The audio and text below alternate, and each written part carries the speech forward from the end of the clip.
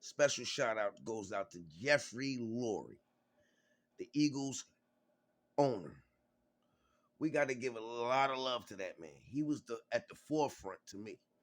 I mean, I was listening to Shannon Sharp and them the other day, and they was speaking a lot of black quarterbacks that I never heard about. Dang, I can't even remember their names, but I know Jeffrey Lurie, the head coach of the Eagles, with all that Kanye stuff going on. He had more black quarterbacks than anybody I've ever seen. Now, I could be wrong. I'm 43. I've been watching football for a long time, and I love it. I ain't never played the game. I haven't played it organized. So, but I love the game, and I know what I'm talking about. So, with that being said, I mean, but Donovan, like, and they don't never mention Rodney Peete. I guess because he wasn't that great or whatever. He did all right for us, but we had uh Doug Williams was with Joe, so we gotta give Joe Gibbs his props too. But Randall Cunningham, Rodney Peete, um, Vince Young, of course Michael Vick, of course Donovan McNabb. I ain't gonna badmouth you right now. I love and hate McNabb. I got a love and hate relationship with him, man. He talking about I don't want to be looked at as a black quarterback. You always gonna be looked at as a black quarterback. I wish you'd have ran. Jesus, I wish you'd have ran more. He talking about he don't want to run. You see what Jalen did running, right? At least the coach, because Steve Young said this. I think it was last year or the year before. He thought that he had seen the evolution of the game 10 years ago, but he said it in a nice way where he wasn't trying to badmouth people or make it a race thing, and I appreciate him for that. But he also wanted to make it a race thing to let you know why it didn't happen. That was smooth how he did it.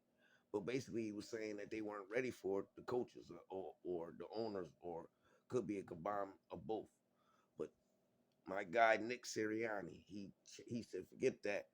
He's a good runner. We're gonna make some running. We're gonna put running plays in there. We're gonna let him run, not on the spectacular stuff or because he had to.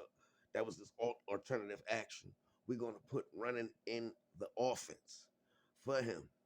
If you did that with Michael Vick, oh my God.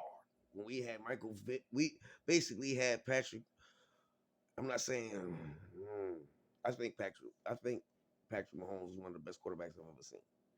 But Michael Vick, to me, had more talent.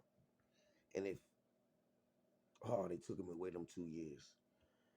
But even when he came back, if he did, oh my God, like he said, he wished he'd have honed him and McNabb were having a conversation. They said that they wish they'd have started their early careers like his.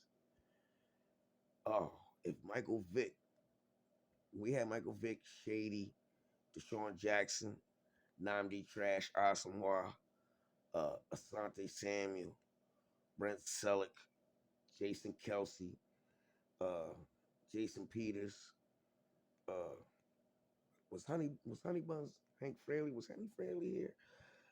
We had the Dream Team. Y'all remember that? Oh my goodness! If we was 4-12 though, but if that's basically, and we had that. Deshaun Jackson was our Tyreek Hill.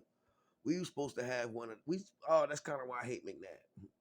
I mean, I have a love and hate relationship with him because I love that he took us out the toilet, him and Andy Reid. But we didn't get no Super Bowl out of that. And all you had to do was run. Couple plays, run. T.O. got mad at you for that. Why you ain't running? It'll bring up the linebackers. Even though he ain't need to bring up the linebackers. That's how bad T.O. was. Jealousy.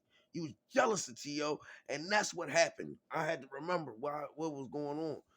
Because McNabb wasn't a star no more. We made a song, T.O., T.O., T.O., T.O., T.O., T.O., T.O., T.O., T.O., T.O., T.O., T.O. Oh, man. That felt good. And this is going to be on my podcast. This is my podcast. This is how I do the podcast. This is the Somerville Dress Podcast, baby. We talk Eagles all the time.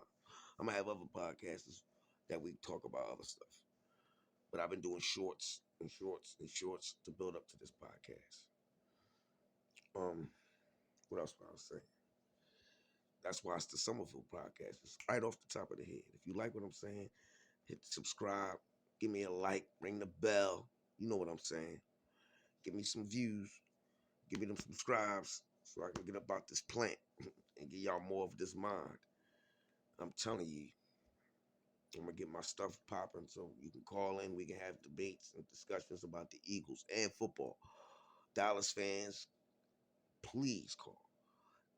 Giants fans, Washington fans. I don't have no problem with Washington. You ever notice Philly? We don't really have a problem with Washington. I think it's Doug Williams. I think it's mostly Doug Williams because even the white guys don't have a problem with Washington either. And y'all, it's hard to beef with somebody who has grown men with pig noses and dresses on. Who wants to fight a guy like that? Who? Why would you? You don't want to lose. First of all, you don't want to lose to no guy like that. You lost to a guy in a dress and pig nose. You don't want to do that. But anyway, back to football. And again, Jeffrey Lurie is at the forefront of the black quarterbacks. We must give that man props. That's why he's going to be the first one to win with one. Not the first to win with one. That was stupid. I just said Doug. But in that style. And Jalen might not even run that much in this Super Bowl. Hopefully he doesn't. He can keep that shoulder together for next year. Barring no injuries, we go undefeated next year. And people gonna copycat because it's a copycat league, but you don't. I don't care if it's Jeff Saturday. You don't have Jalen on Sunday. Yeah, that was one of my coaches said that. Loved it because it was my coach on my team in my city. I can say that. I'm gonna hit you with the Dr. Umar. I can say that. I can say that. I can say that. What else was I saying? I'm on a roll, baby. Somerville podcast. Eagles all day. Jalen Hurts, the best thing since sliced bread. Best thing since sliced bread. Best thing since sliced bread. Yes. And we seen his progression. It's almost like Steph.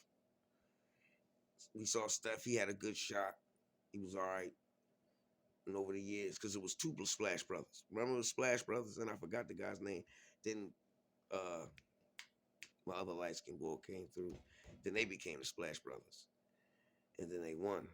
And that sealed the deal. They was the Splash Brothers. But it was the Splash Brothers before that. Anyway, Jalen reminds me of Jordan and Kyrie. Actually, because he reminds me of Jordan, like my man said, because he's out there and we can just, and Hurts, we trust a little bit. We trust in him to make the good decision. That's what he meant.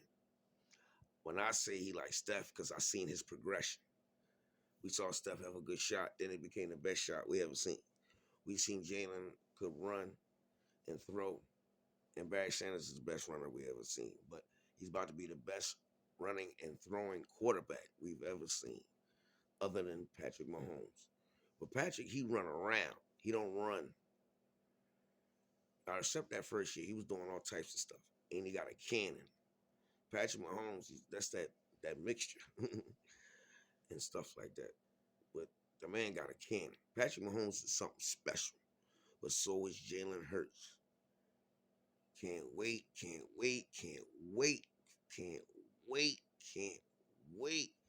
for the Super Bowl. I'm nervous, but I think we got it. I'm almost certain we got it. All they got, I can't say all they got because you can't win the playoffs without good defense. You all right, Mom? Clear that up. Can you cough it up? Yep. You coughed it up? Yeah. You got spit? Yeah. All right. That's part of the Somerville broadcast. You want to spit in here? I take care of the old lady. That's the proprietor and co-owner of the Somerville broadcast. We coming back.